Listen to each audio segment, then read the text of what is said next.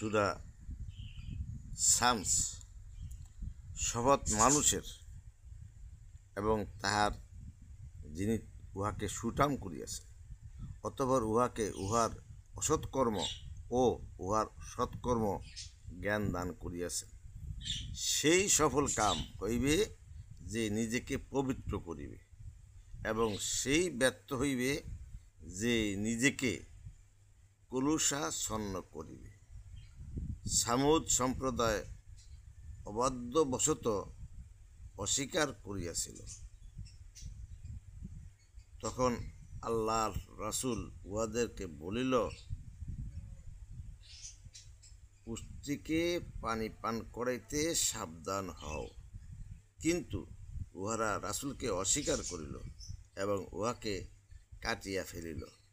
উহাদের পাপের জন্য উহাদের প্রতিপালক উহাদেরকে সমূলে ধ্বংস করিয়া একাকার করিয়া দিল, এবং পরিণামে যা হওয়ার তাই হইল। এই জন্য আমরা সব সময়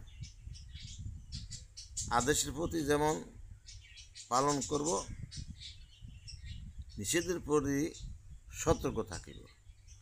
আদেশ এবং নিষেধ দুইটাই ইবাদত। না করা যেমন আল্লাহর হুকুম, আর করাও আল্লাহর হুকুম। দুইটার প্রতি আমরা সতর্ক দৃষ্টি থাকিব, যাতে কোনো রকমের আল্লাহর হুকুমের কোনো হেরফের না হয়।